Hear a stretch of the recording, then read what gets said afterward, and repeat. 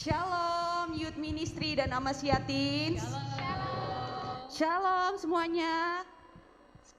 Meskipun di luar dingin, cuacanya gloomy, tapi kita di dalam jangan dingin ya. Kita harus bersuka cita menikmati Natal pada sore hari ini. Nah, teman-teman tadi kita sudah dikasih tahu nih sama yang WL ya Kak. Kalau acara hari ini tuh spesial pakai telur, kayak martabak. Nah ini juga spesial karena pembicaranya 4 dan 4 ini tempatnya beda-beda loh. Ada yang di Surabaya, ada yang di Malang. Yuk kita sapa yuk kakak-kakak kita, ya Kak Hilda dan Kak Nadia. Mana nih Kak Hilda sama Kak Nadia? Masih ada di Zoom nggak? Nah, hai Kak Hilda. Hai Kak Nadia. Halo. Kita reunian guys. Kita kemarin kan pernah pelayanan bareng ya, dan hari ini di akhir tahun kita reunian bareng. Oke, sebelum kita mulai, kita mau sama-sama berdoa dulu ya. Minta pertolongan Tuhan dalam pemberitaan firman Tuhan hari ini. Mari kita berdoa. Tuhan Yesus, sore hari ini kami mau bersama-sama mendengarkan firman-Mu ya Bapa. Biarlah Engkau sajalah yang menuntun setiap kami untuk mau menerima, mendengarkan firman-Mu serta melakukannya. Dan biarlah Engkau juga memakai kami yang akan membawakan firman-Mu ini ya Bapa, sehingga firman-Mu ini tidak tersampaikan sia-sia, melainkan menjadi berkat bagi setiap kami. Hanya dalam nama Tuhan Yesus kami sudah berdoa. Amin. Kak Mega. Oke. Iya, ini Kita duduk gimana? kita capek ya kalau berdiri terus ya. Oke, kita mau duduk dulu ya guys. Jaga jarak aman. Ya, jaga. Jangan sampai kita CLBK ya. Ya, oke. Cinta lokasi juga bahaya. Maskernya juga dibuka Maskernya sebentar ya. kita pamit ya, kita izin. Iya. Oke. Nah, teman-teman semuanya, hari ini itu temanya Christmas Through the Years. Nah, ini tuh adalah ringkasan firman Tuhan selama 1 semester ini, baik itu Amasiatins maupun Youth Ministry. Nah, kami akan membawakan ringkasannya dengan semaksimal mungkin, dan tenang saja, kita akan menyelesaikan besok pagi ya Kak. Ngomong besok pagi langsung ada petir. Tapi kayaknya sebentar deh. Ini nggak tahu perasaanku aja atau perasaan semua. Ini kenapa sih mungkin tegang-tegang banget loh. Pemuda remaja boleh nggak kelihatan matanya mata gembira. Nah meskipun ketutup maskernya, matanya kelihatan. Nah mulailah mata-mata tersenyum kelihatan. Karena tegang banget, tenang hujannya udah reda ya. Jadi kita pengen bersuka cita pada sore hari ini, amin? Amin. Amin. Nah gitu dong, silakan Kak Yen. Oke, Kak Mega, Yes. aku tuh pernah denger gitu ya, ada yang bilang kalau kita itu belajar perjanjian baru aja gitu. Perjanjian lama itu nggak penting, nggak ada hubungannya gitu sama perjanjian baru. Ya. Sedangkan kalau kita belajar, nanti teman-teman bisa nanya sama anak STT Iman ya, itu lagi banyak anak STT Iman. Nah kalau kita belajar itu ternyata perjanjian lama sama perjanjian baru itu berkaitan. Kalau bahasa anak mudanya itu soulmate gitu, nggak bisa dipisahkan gitu ya. Nah, isi perjanjian lama itu bukan hanya ngomongin penciptaan, hari pertama, hari kedua, ataupun ngomongin tentang tulah, atau ngomongin tentang kehidupan bangsa Israel yang meninggalkan Tuhan terus balik lagi. Tapi sebenarnya di dalam perjanjian lama itu ada pesan penting yang Tuhan sampaikan di dalamnya. Nah, di remaja beberapa bulan kemarin kita belajar tentang Hofni sama Pinehas. Masih inget nggak? Kayaknya, aduh lupa nih Kak namanya, soalnya jarang banget didengerin. Nah, Hofni dan Pinehas ini adalah anak Imam Eli, di mana waktu itu kita sudah merenungkan bahwa kehidupan mereka itu nggak taat sama Tuhan. Dan Tuhan menghukum Hofni dan Pinehas, bahkan bapaknya Imam Eli pun juga dihukum. Ini tuh nunjukin bahwa Allah itu adil gitu, nggak peduli ini anaknya imam atau orang biasa aja, Tuhan menyatakan keadilannya. Bukan cuma itu aja loh, tapi Allah juga menunjukkan bahwa Dia itu adalah Allah yang setia, di mana kita belajar di perjanjian lama kemarin tentang Hosea. Hosea dengan istrinya ini menggambarkan tentang kehidupan bangsa Israel, di mana bangsa Israel nggak setia sama Tuhan, tapi Tuhan terus setia memelihara mereka. Jadi dari perjanjian lama, kita itu punya banyak banget poin-poin bahkan berkat yang kita dapatkan. Dan ini juga menunjukkan bahwa Allah itu menyatakan kasih-Nya bukan hanya cerita tentang sejarah ya, tapi ini punya makna yang baik.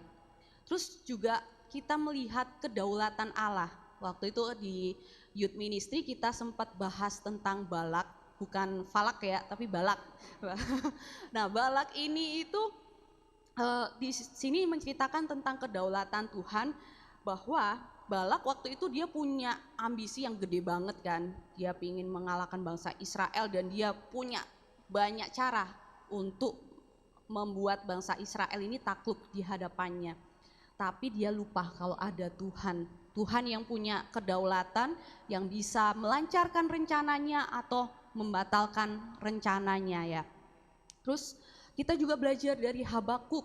Habakuk ini kita melihat Allah itu adalah kekuatan kita. Ini relate banget tau sama kehidupan kita sebagai anak remaja, anak pemuda di tengah pandemi, dimana kita ngalamin kegalauan. Habakuk juga waktu itu galau banget teman-teman. Dia lagi menanti keadilan Tuhan. Kok seakan-akan Tuhan diem aja ya ngelihat manusia yang berbuat jahat, berbuat dosa. Tetapi di tengah kegalauannya, Habakuk itu tetap bersuka cita dan berharap sama Tuhan. Karena dia tahu bahwa Tuhan itu adalah kekuatannya. Bagaimanapun musim hidup Habakuk, Habakuk akan tetap percaya dan mendapatkan kekuatan daripada Tuhan. Gitu juga kita nih. Bagaimanapun musim hidup kita yang saat ini lagi galau, atau yang saat ini lagi seneng banget, atau saat ini lagi ya masih bingung gitu ya tentang masa depan, kita harus ingat bahwa kita punya Tuhan. Tuhan yang memberikan kekuatan sukacita kepada kita. Teman-teman, kehadiran Allah di dalam kehidupan manusia bukan dinyatakan di dalam perjanjian lama aja ya, tetapi juga dinyatakan kepada kita saat ini. Nah, ternyata di dalam perjanjian lama itu, Allah itu punya rencana besar banget dan bukan sebatas kehadirannya. Tapi rencana Allah adalah menyelamatkan semua manusia, bukan hanya orang Israel aja.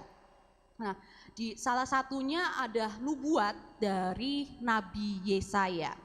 Nabi Yesaya di pasal 9 ayat yang kelima, di sana dia mengatakan, sebab seorang anak telah lahir untuk kita, seorang putra telah diberikan untuk kita, lambang pemerintahan ada di atas bahunya, dan namanya disebut orang penasehat ajaib, Allah yang perkasa, Bapa yang kekal, Raja damai. Nah, ini adalah nubuatan yang ada di perjanjian lama. Kalau kita membaca perjanjian lama dan mengamatinya dengan baik-baik, itu bukan ngomongin tentang bangsa Israel, berapa tahun di pembuangan, barang apa aja yang mereka bawa, enggak. Tetapi di perjanjian lama banyak sekali nubuatan yang sudah disampaikan para nabi untuk menggenapi rencana Allah. Salah satunya di Yesaya 9 ayat 5. Nah, bagaimana sih nubuatan itu terjadi? Nah, ceritanya gimana ya Kak? Nah, ini dia nih. Kalau udah ngomongin tentang nubuatan, bagaimana Allah akhirnya berinkarnasi atau menjadi manusia, teman-teman pasti tahu dong kisah Tuhan lahir di Bethlehem. Ada yang nggak tahu? Ini siapa tahu baru ada yang bergaul Natal tahun ini nih. Tahu ya? Tahu ya? Nah, teman-teman, kita sama-sama tahu bahwa dari kisah perjanjian lama nyebrang ke baru itu Tuhan memakai perantara, yaitu Yesus Kristus. Nah, tapi dibutuhkan satu perantara lagi supaya bisa datang ke bumi. Dipakailah Maria dan Yusuf. Ya. Nah, adik-adik, teman-teman semuanya dan para pendeta. Teman-teman, aku boleh jujur ya, aku deg-degan baru kali ini khotbah di depan 3 pendeta sekaligus. Ini dari tadi dengkul saya rasanya goyang semua sendi-sendinya. Mohon dikoreksi kalau ada yang salah ya Kak Samuel, Pak Robert dan juga Pak Boy. Dan pemberitahuan buat teman-teman semua, Kak Mega kan sama Kak Yemima itu pembina di youth ministry. sama Maziatins. Nah Kak Mega dulu pembinanya siapa? Nah ini pakai baju batik krim di depan, Pak Robert Siahaan. Ini pembina angkatan Kak Mega zaman dulu. Oke, kembali lagi ke laptop ya. Baik. Nah teman-teman sekalian, kalau misalkan teman-teman suka lihat di sosmed, di Instagram atau di TikTok, ada satu tuh lagu yang lagi ngetren banget. Tahu nggak Kak Yem? Apa tuh Kak? Takut tambah dewasa, takut aku kecewa. Tahu nggak lagunya? Bukan taunya Yamet Kudasi aja ya, tapi lagu itu tuh, itu lagu lagi ngetren banget. Di situ pas lagi siapin bahan khotbah hari ini aku berpikir, anak-anak sekarang usia 20-an atau bahkan belasan itu lagi banyak penuh tekanan hidup. Mirip seperti Maria dan Yusuf ketika mereka sedang dipakai Tuhan sebagai perantara Yesus ke bumi. Usia mereka saat itu masih muda kan Kak Yem? Masih muda banget. Kalau misalkan mereka udah punya lagu itu di zaman itu, mungkin mereka berdua lagi duet naik keledai. Bro, lu suara satu, gue suara dua, oke? Kita bagi suara nih. Penderitaan perjalanan dari Nazaret ke Bethlehem itu gak main-main. Kalau teman-teman ikut ibadah youth ministry minggu lalu, Kak Andre Tunggal menceritakan bagaimana sejarah perjalanan mereka berdua yang berkelok dan betapa rumitnya karena ada kisah sejarah di belakangnya. Wah itu berat banget teman-teman. Kalau kita cuma nginget kisah sekolah minggu, mungkin kita kepikirannya, oh ya udah mereka naik keledai, perjalanannya lempeng. Mohon maaf nggak selempeng itu. Lewatin lembah, gunung, ketemu Ninja Hattori di tengah jalan. Nah itu tuh mereka berkelak-kelok. Nah tapi teman-teman apa yang mau saya tekankan di sini? Teman-teman, lagu takut menjadi dewasa kadang-kadang menjadi pembenaran buat kita anak muda bahwa boleh nyerah. Gak apa-apa, give up aja. Tuhan memakai Maria dan Yusuf sebagai contoh anak-anak muda untuk gak langsung give up ketika mereka terima tantangan. Tantangan mereka gampang gak di kala itu? Mereka belum nikah loh. Di zaman itu sejarahnya di budaya yang ada, kalau kalau hamil sebelum nikah, maka apa yang akan terjadi? Tetangga sebelah bisik-bisik, ya kan? Diomongin, syukur-syukur kalau cuma diomongin, kalau dirajam. Ya kan? Dan mereka memiliki situasi yang gak mudah. Teman-teman, kalau adik-adik dan rekan-rekan sekalian ingat ya, di semester terakhir itu di youth ministry maupun di remaja, kita sempat membahas topik besar tentang keluarga secara intensif. Masih ingat ya?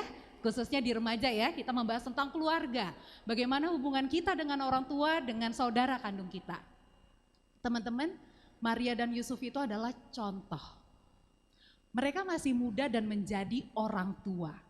Di tengah-tengah himpitan dan tanggung jawab yang besar yang Tuhan kasih buat mereka. Maria dan Yusuf menggambarkan bagaimana orang tua kita juga sama-sama berjuang untuk memenuhi apa yang kita butuhkan. Mereka punya tekanan hidup enggak?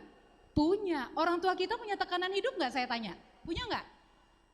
Punya ya. Mama sama papa susah enggak hidupnya kira-kira ngehidupin kita semua? Mereka berjuang enggak? Mereka berjuang. Persis seperti teladan Maria dan Yusuf. Paling tidak orang tua kita berjuang untuk perekonomian kita. Memastikan kita bisa makan 3 kali sehari.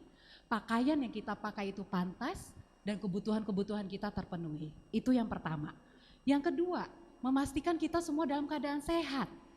Memastikan kita semua berada dalam situasi yang kuat tubuhnya.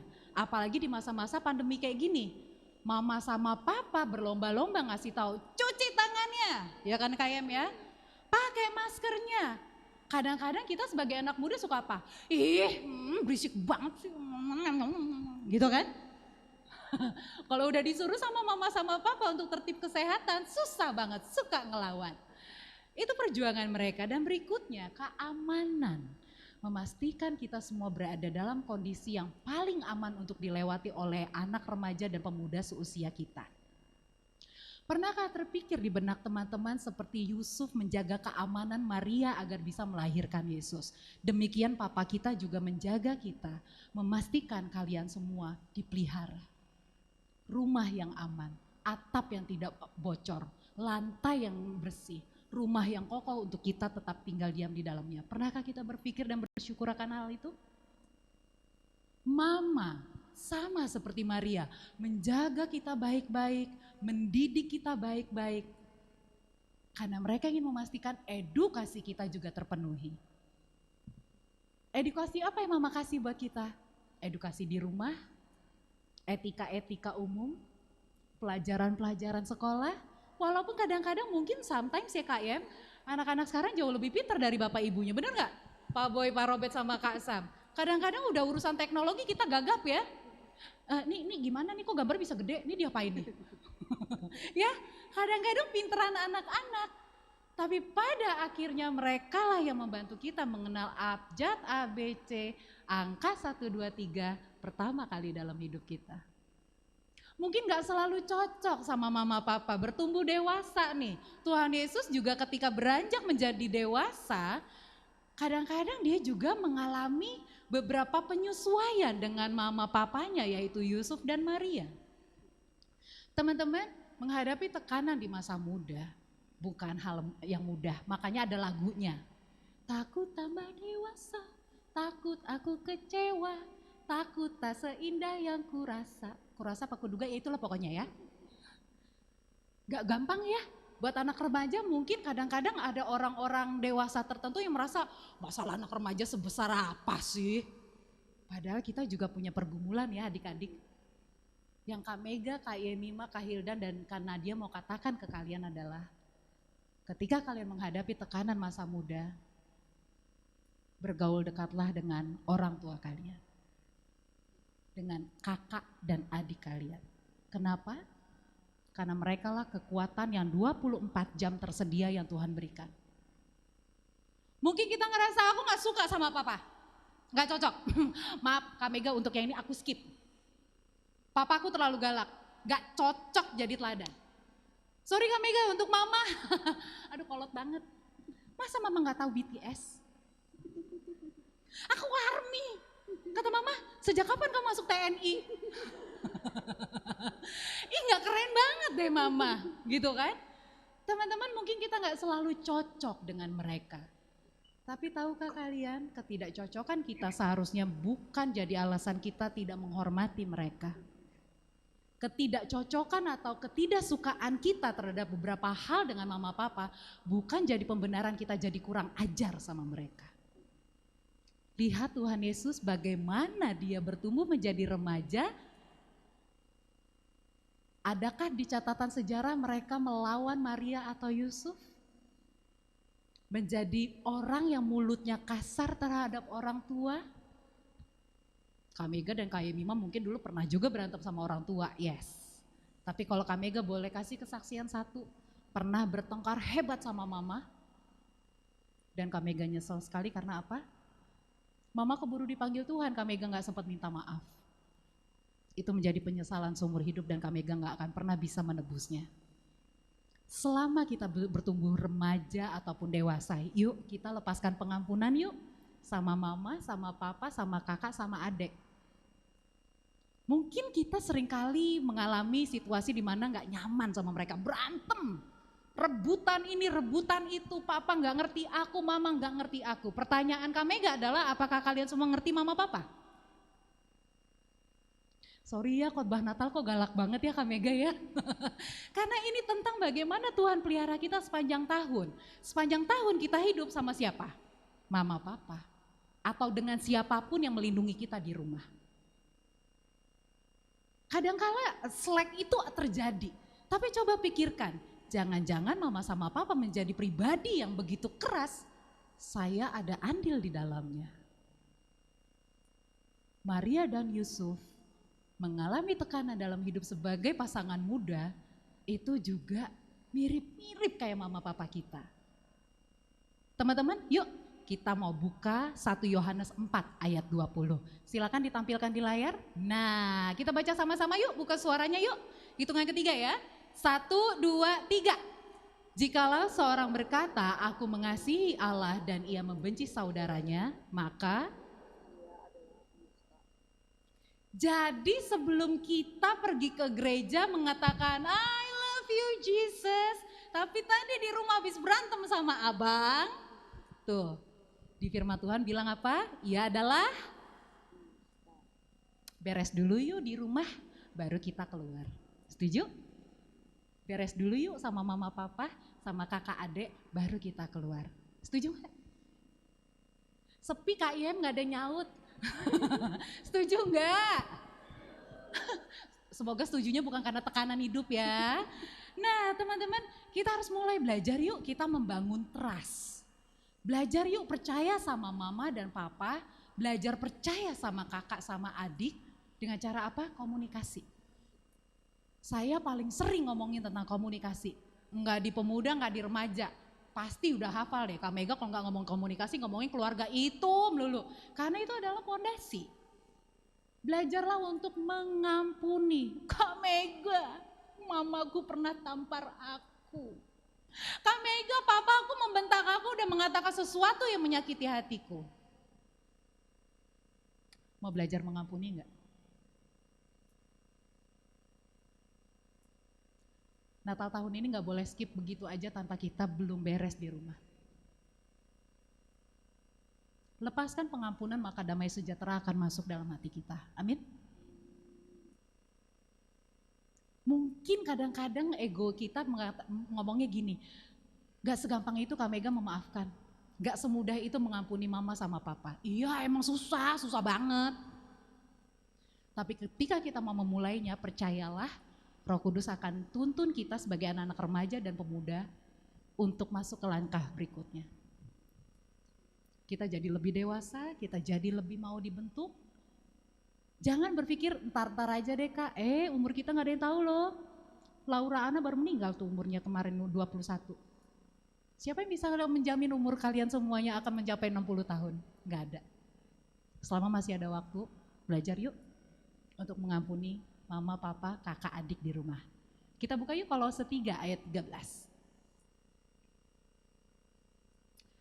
Kita baca bareng-bareng ya. 1, 2, 3.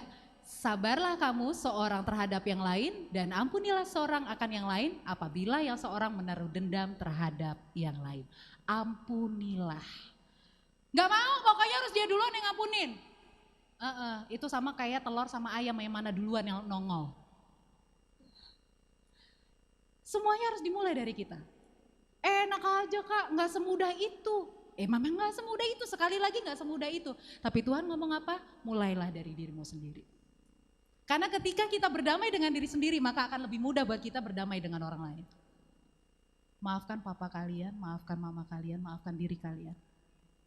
Lepaskan pengampunan itu supaya Natal tahun ini berbeda. Jadi teman-teman, keluarga seperti apa yang ideal buat teman-teman?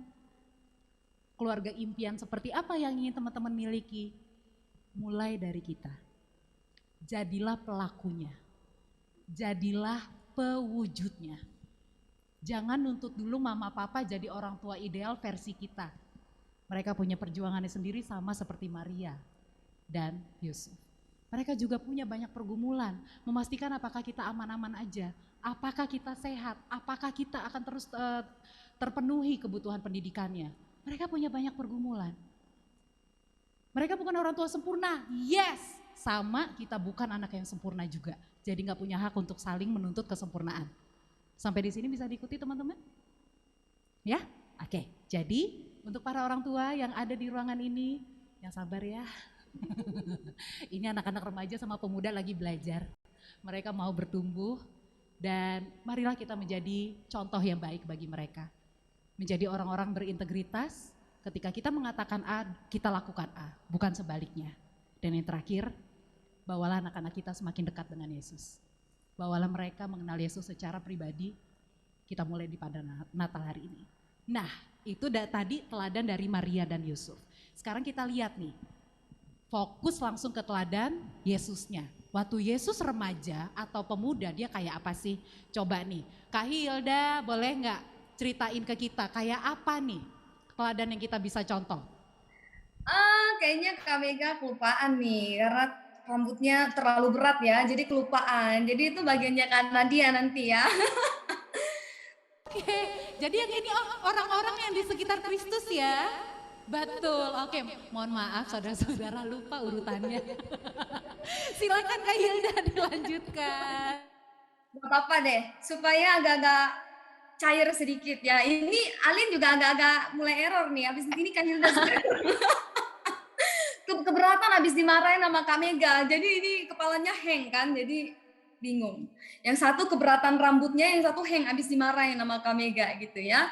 Oke, teman-teman tadi kita lihat gimana Kak Mega itu menyampaikan attitude Maria dan Yusuf sebagai ayah dan ibu yang Tuhan percayakan. Tuhan pakai mereka menjadi ayah dan ibu dan mereka memainkan peran itu dengan sangat baik. Teman-teman juga semester ini mungkin ya sudah belajar tentang attitude. Kita itu salah satunya kita tampil beda loh dari orang-orang yang lain seperti Yusuf dan Maria. Mereka berbeda dari orang tua yang lain karena anaknya ini bukan sembarang anak.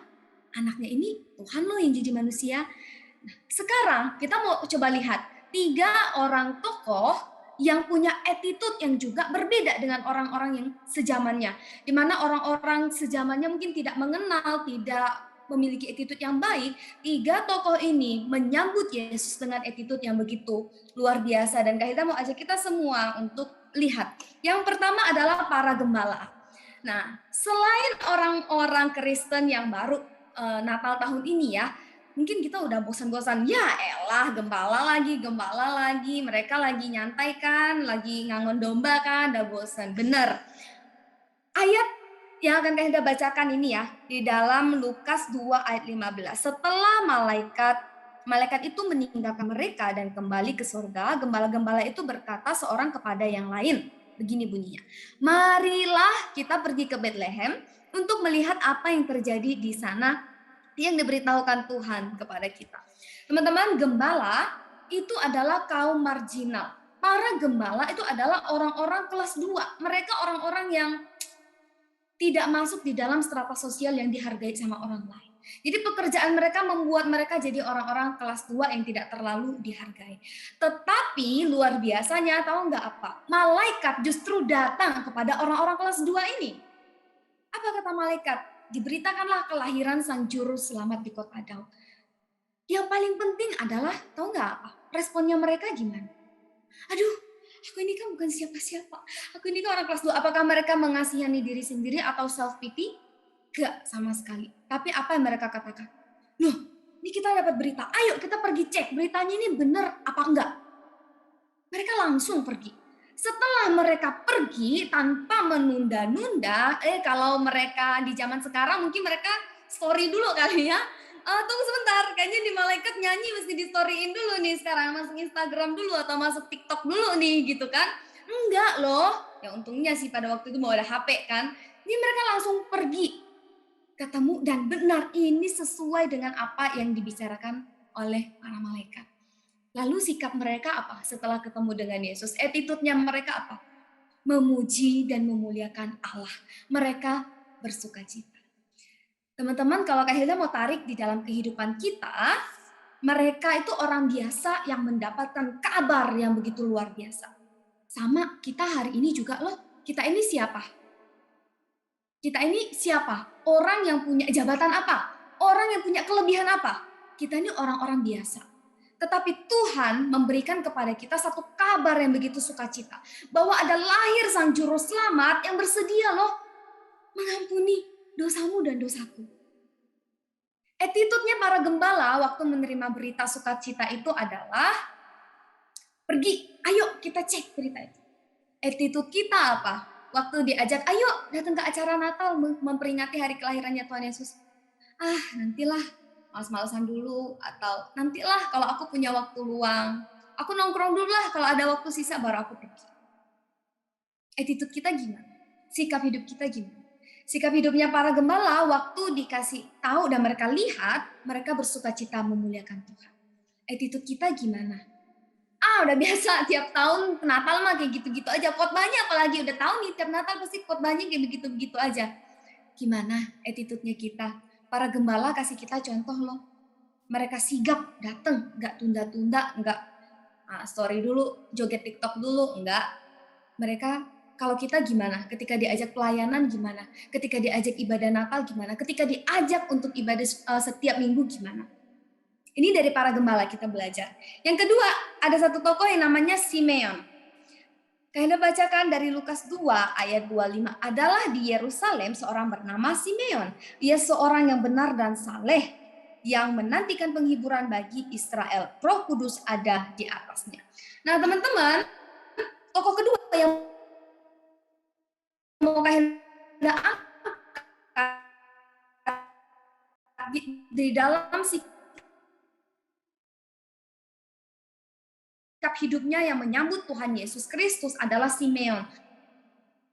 Nah, mungkin yang ini agak baru kita dengarkan ya zamannya. Jadi buku-buku sejarah itu banyak ditulis tentang Simeon. Sampai ditulis di dalam Alkitab dengan satu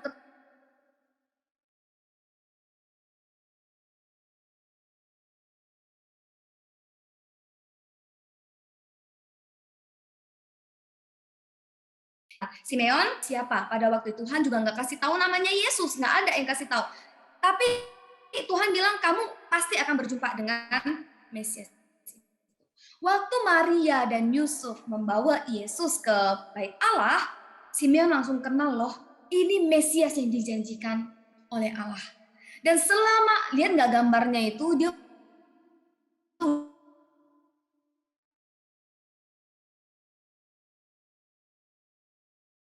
udah janggut-janggutannya, udah tua, rambutnya itu apa? Kebenaran dan hidup di dalam kesalehan. Teman-teman, kalau kita dengar kata benar dan saleh, itu udah ini ya, pasti dia itu pendeta. Pasti hidupnya ini freak banget sama firman Tuhan. Pasti dia ini ansos orangnya. Pasti dia orangnya nggak asyik gitu ya. Apakah benar? Nah, teman-teman, beberapa tahun lalu kayaknya tahu banget ada satu slogan hidup yang namanya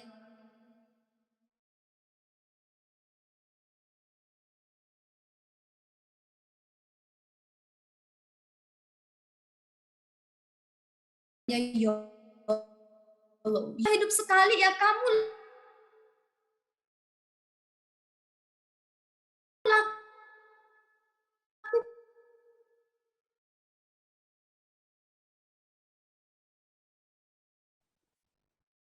Jadi kita merasa ini dua hal yang tidak bisa disatukan, padahal seharusnya bisa.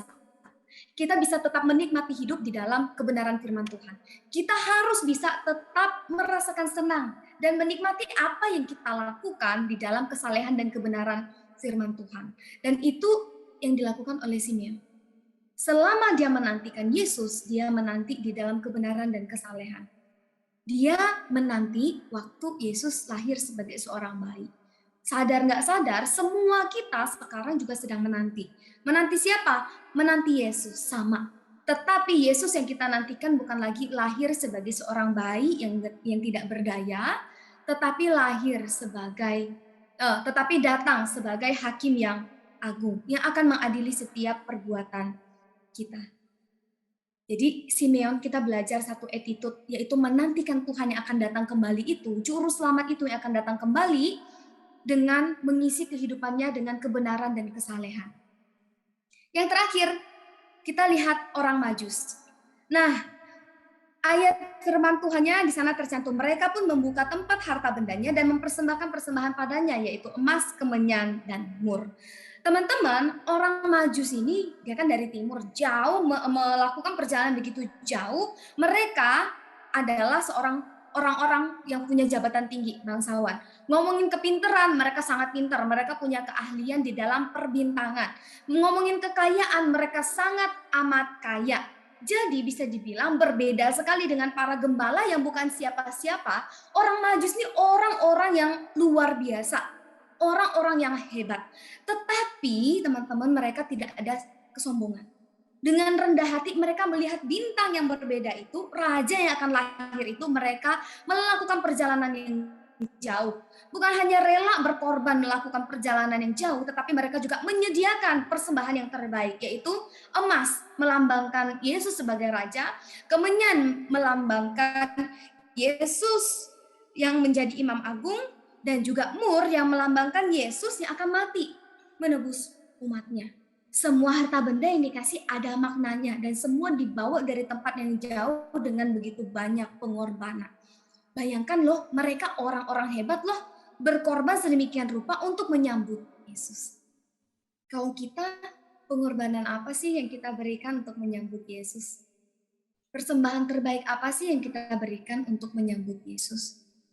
Gembala attitude-nya sigap dan bersuka cita menyambut Yesus. Simeon attitude hidupnya adalah mengisi hidup dengan kebenaran dan kesalehan. Para majus berkorban dan memberikan persembahan yang terbaik bagi hidupnya. Kalau kita berikan apa? Attitude kita di dalam menyambut Yesus seperti apa? Sekarang mungkin kita bertanya, kenapa sih mereka bisa begitu rupa menyambut Yesus, memberikan sikap hidup, attitude hidup yang terbaik di dalam versi kehidupannya mereka? Kenapa? Karena mereka tahu siapa yang mereka sambut, teman-teman. Yang mereka sambut itu bukan bayi biasa yang lahir sembarang di rumah sakit, bukan. Bayi ini bukan bayi biasa. Bayi ini, Yesus ini adalah Mesias, Sang Juru Selamat. Allah yang rela menjadi manusia untuk menyelamatkan umatnya. Kalau kita, gimana attitude kita untuk menyambut Yesus? Nah, mari yuk kita kenal Yesus siapa itu lebih dalam yang akan dijelaskan oleh Kak Nadia. Halo, suaranya masuk ya. Semoga aman di sana. Teman-teman, ini bagi sekalian bagian penutup gitu ya. Jadi mungkin ada KKR kecil-kecilan mungkin. Jadi Kak Mega dan Kak Yemima siap-siap tumpang tangan di sana. Siap-siap yang jatuh nanti didoakan ya. Oke, lanjut teman-teman. Teman-teman, kalau kita ngelihat nih, semua sepak terjang kehidupan Yesus. Gitu. Dari dia dinubuatkan, dari dia lahir, dari dia melayani gitu ya. Bahkan sampai dia mati pun gitu, hidup itu penuh dengan penolakan. Gitu. Saat dia mengabari kabar baik, dia bahkan difitnah, ditekan, dan lain-lain. Bahkan paling parahnya diludahi, teman-teman. Kita aja kalau misalkan kena muncratan teman-teman pas lagi ngomong cucu gitu kan, kita langsung kayak, ih jijik banget gitu ya. Si Yesus diludahi, teman-teman. Nggak kebayang sih ya gitu ya. Gimana situasi di sana gitu. Nah, dia disiksa bahkan sampai disalibkan. Mungkin kalau kita jadi Yesus mungkin gitu. Kalau kita udah tahu, oke, ke depannya aku bakal disalib. Kalau aku lahir ke depannya aku bakal diludahi, bakal ditolak. Pasti kita semua akan berpikir, untuk apa aku lahir? Ujung-ujungnya juga ditolak, betul? Pasti kita berpikiran seperti itu kalau kita tahu ke depannya kita bakal ditolak, kita bakal disalibkan, kita bakal diludahi. Pasti kita akan berpikiran, untuk apa aku lahir? Teman-teman, kita pasti sering dengar kan? Ya, Yesus lahir buat kita. Yesus lahir buat kita. Saking seringnya gitu ya. Saking seringnya kita dengar, mungkin sampai kata Yesus lahir buat kita tuh menjadi sebuah klise bagi kehidupan kita. Tapi teman-teman, seharusnya semakin kita sering dengar tuh, Tuhan Yesus lahir buat kita, seharusnya semakin membuat kita itu semakin mempertanyakan, kenapa ya pesan ini diulang-ulang? Kenapa ya setiap tahun selalu pesannya Yesus lahir buat kita. Bukan Yesus lahir buat dirinya sendiri. Tapi Yesus lahir buat kita, kenapa ya? Bukankah dalam kehidupan kita teman-teman sering banget gitu ya. Di dalam kehidupan kita sehari-hari juga jika pesan itu diulang-ulang, maka itu adalah pesan yang penting. Nah, seberapa penting sih pesan Yesus lahir di dalam kehidupan kita teman-teman? Teman-teman, jika dilihat kelahiran Yesus sebenarnya merujuk kepada anugerahnya bagi kita melalui kerendahan hatinya yang rela menjadi manusia. Diperhatikan ya. Kelahiran Yesus sebenarnya merujuk kepada anugerahnya bagi kita melalui kerendahan hatinya yang rela menjadi manusia. Sekarang aja deh gitu ya. Kalau kita misalkan nih udah kerja dapat posisi yang baik, dapat kampus yang terbaik, terus disuruh tinggalin itu semua, terus ibaratnya nih ya, kasarannya, udah lu jadi pemulung aja, ngapain lu kerja di gituan? Mana dia mau kan? Nggak mau kan? Gitu ya. Pasti kebanyakan kita akan berkata, oh nggak mau lah, aku nih udah kerja di sini, udah dapet tahta yang pas gitu, untuk apa gitu ya? Dan teman, Yesus rela untuk lahir menjadi manusia. Hidup di tengah kehidupan yang tertolak. Hidup di tengah dunia yang tidak sempurna. Teman-teman, saat Yesus lahir, dia menyediakan satu contoh, yaitu kerendahan hati. Teman-teman, orang yang rendah hati dapat disimpulkan adalah orang yang tidak merasa diri lebih dari orang lain dan mau mendengarkan masukan. Teman-teman, siapa sih di antara kita yang masih hidup di dalam kerendahan hati? Siapa sih yang masih sering sombong atau sombong terus hubung deh gitu ya? Ini mah Natal setahun ini kalau bukan karena aku gak berhasil nih Natal. Kalau bukan karena aku gak bakal berhasil. Atau makanya udah aku bilang kan, pilih aku nih, coba nih lihat nih medianya jadi kayak gini misalkan. Makanya kan udah aku bilang pilih aku, harusnya kamu pilih aku nih. Kita berlomba-lomba saat Natal menjadi yang utama. Pelayanan dan lain sebagainya. Aku mau nanya teman-teman, Natal tuh perayaan buat Tuhan apa perayaan buat ego kita sih? Teman-teman, kerendahan hati dimulai saat kita menyadari siapa kita dan mengenali tujuan hidup kita yang sesungguhnya. Ya, diri kita adalah orang berdosa. Namun, karena kerendahan hati Yesus yang mau lahir, memberikan kita jalan kepada anugerahnya yang membuat kita menjadi anak-anaknya. Sehingga tujuan kita adalah apa? Ya, yaitu gini deh. Kita itu anak-anak pasti ingin membuat orang tuanya senang kan. Gak mungkin kita pingin, aku mau bikin mama nangis besok. Aku mau bikin papa nangis besok. Atau nanti malam aku mau bikin papa mama nangis gitu. No kan, kita pasti ingin membuat mama papa bahagia atau senang. Begitupun tujuan kita hidup. Jadi, apakah selama kita hidup, kita udah benar-benar menyadari siapa diri kita? Apakah kita sudah buat Tuhan senang? Kita udah benar-benar jadi hambanya Tuhan? Atau malah terus jadi hambatan Tuhan? Kita menjadi hambatan Tuhan untuk bekerja melalui hidup kita. Teman-teman bayangkan aja deh, aku mau ngajak kita membayangkan. Jika Tuhan tidak mau untuk menjadi manusia, lahir untuk menjadi manusia, sudah jadi apa kita sekarang teman-teman? Mungkin kita bisa aja nggak ada di sini teman-teman. So, kelahirannya membuat kita diangkatnya, diselamatkan seumur hidup, dan diperbarui setiap hari. Yang seharusnya kita syukurin setiap hari. Nah, kan tadi Kak Mega ngebahas BTS tuh, aku juga mau ngebahas BTS tuh. Karena pas praktek 2 bulan di GSRI banyak banget tuh disambut dengan lagunya BTS yang yang apa tuh? Butter ya apa? Ya itu. Misal aja nih teman-teman BTS, teman-teman ARMY gitu, dapat foto nih sama BTS tuh, anggota BTS. Senangnya minta ampun pasti kan gitu ya. Akan dipajang terus dipamerin. Lihat nih aku foto sama BTS lu, lihat nih gitu. Teman-teman, Yesus ia rela merendahkan dirinya. Sampai ujung-ujungnya mati buat kita. Kenapa sih kita gak bersyukur tiap hari akan hal itu? Dia rela lahir untuk kita, kenapa sih kita gak bersyukur akan hal itu? So, apa sih respon kita selama Natal? Teman-teman, kita tahu ya, Natal ada hari yang spesial yang besar gitu. Biasanya gitu ya. Kalau Natal bawa gebetan baru, nah siapa nih yang di sana bawa gebetan baru? Nah, biasanya kalau Natal gitu, bukan hanya ngebawa gebetan baru, dapat kado baru, makan babi gitu ya, makan babi di rumah Boksu, mana Boksu Masta? Kangen makan babi, jalan-jalan cari diskonan. Waduh, jalan-jalan cari diskonan. Apalagi di Jakarta kan gitu ya, mall banyak, diskonan banyak gitu ya. Natal tuh merupakan momen yang penting gitu. Momen yang spesial. Ke rumah teman-teman open house, makan kue kering dan lain sebagainya gitu. Tapi teman-teman, Natal, lahirnya Tuhan Yesus itu bukan hanya sekedar itu. Lahirnya Yesus menggambarkan anugerahnya yang besar. Teman-teman, anugerah kelahiran Yesus itu tidak bisa hanya dibatasi untuk dirayakan cuma 1 tahun sekali. Di Desember itu enggak bisa dibatasi hanya dirayakan 1 tahun sekali. Anugerah Yesus yang memperbarui kita karena peristiwa kelahirannya yang melayakan kita tidak hanya bisa dirayakan hanya sesekali saja. Terlalu besar untuk dirayakan hanya sekali saja. Tetapi setiap hari. So, apa yang sudah kita lakukan dalam merespon di Natal? Teman-teman ingat, melalui kelahirannya, pada saat itu kita punya title baru, anak-anak Tuhan. Seperti renungan yang pernah saya sampaikan di remaja gitu ya. Saat Yesus lahir, saat Yesus mati, itu menunjukkan kita tuh sangat berharga gitu.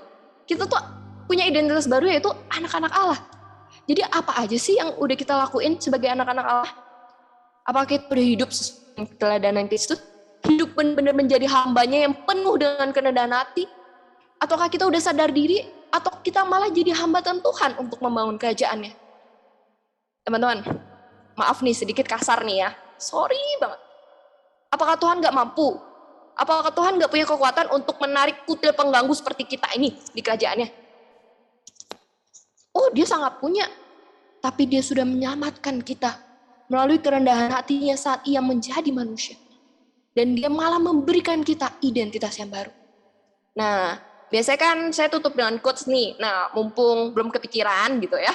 Jadi saya tutup dengan pepatah. Nah, pasti kita pernah dengar pepatah, buah nggak jauh dari pohonnya gitu ya. Berarti kalau kita anaknya Tuhan, kita pasti ada dong seharusnya beberapa perilaku yang sama dengan Tuhan gitu. Memiliki kehidupan yang sama dengan Tuhan Bapa kita. Nah, tapi kalau kita kenyataannya tidak, di dalam kehidupan kita tidak memiliki itu, kita anak siapa sih? Aku tanya. Kayaknya kita perlu tes DNA, teman-teman. So, apa Natal menurut kamu? Apakah kita sudah benar-benar menghidupi makna Natal itu?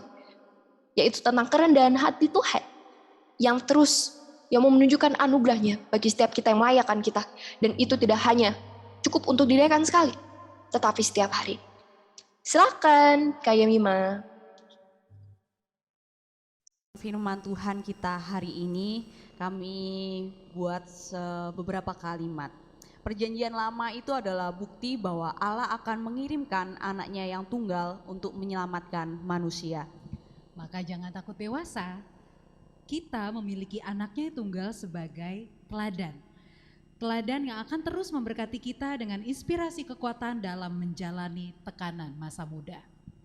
Jadi, bagaimana sikap hidupmu menyambut Dia, Yesus? Ketahuilah bahwa sikap hidup kita di dalam menyambut Yesus itu ditentukan seberapa kenal kita dengan Yesus. Maka apa? Maka Natal bukanlah hanya sekedar menyambut kedatangannya, tetapi bagaimana kehidupan kita dalam menjadi hamba-Nya dan bukan hambatan Tuhan, yang terus mau diperbarui dan menghidupi kehidupan Kristus dan memperlihatkan kepada dunia. Sehingga pada akhirnya Natal bukan hanya berkutat pada perayaan besar di bulan Desember, tetapi sebuah perayaan saat kita mau benar-benar menjadi hamba-Nya dan hidup di dalamnya. Christmas through the year, Natal sepanjang tahun. Natal itu bukan hanya dirayakan di bulan Desember. Kita mengenal Allah dari kisah Alkitab yang utuh, perjanjian lama, perjanjian baru. Kemudian Tuhan memilih dua perantaranya untuk mengutus juru selamat itu, yaitu Maria dan Marta. Kita mau belajar sebagai anak-anak muda menghargai orang tua dengan teladan Maria dan Yusuf. Adik-adik semuanya, apakah perilaku kita sehari-hari mencerminkan kita merayakan Natal? Apakah hari-hari kita dipenuhi oleh rasa hormat, respon yang baik karena kita memiliki Yesus Kristus sebagai juru selamat kita? Apakah kita masih sering berbohong pada orang tua? Kita pergi ke tempat A, mengatakan sedang melakukan pelajaran, ternyata melakukan hal yang berbeda, yang jauh sekali dari hal baik. Apakah kita masih kerap mengecewakan orang-orang di sekitar kita? Apakah kita masih jahat sama diri sendiri? Sepanjang tahun ini teman-teman, kita melewati pandemi dengan berbagai tekanan. Bagaimana respon kita di penghujung tahun ini? Natal adalah sebuah respon seumur hidup. Natal adalah respon yang kita perlihatkan dari perilaku kita hari demi hari. Apakah teman-teman sudah menerima Yesus Kristus dan mengakui kelahirannya? Maka buktikan itu dengan perilaku kita sehari-hari. Christmas through the years. Kita rayakan Natal sepanjang tahun. Dengan perilaku kita, perkataan kita, teladan kita sebagai anak remaja dan pemuda. Mari kita berdoa.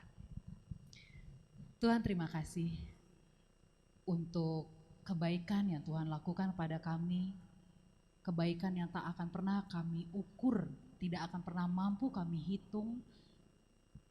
Dan yang terlebih lagi dengan simbol Engkau hadir di dunia karena untuk mati bagi kami, menebus kami sebagai bukti bagaimana Tuhan mengasihi dan mencintai kami. Tuhan, kami gak mau merayakan Natal hanya di bulan Desember, tapi sepanjang tahun, sepanjang hidup kami. Kami mengakuimu sebagai juru selamat, kami mengakui kelahiranmu, kami menerimamu dalam hati kami.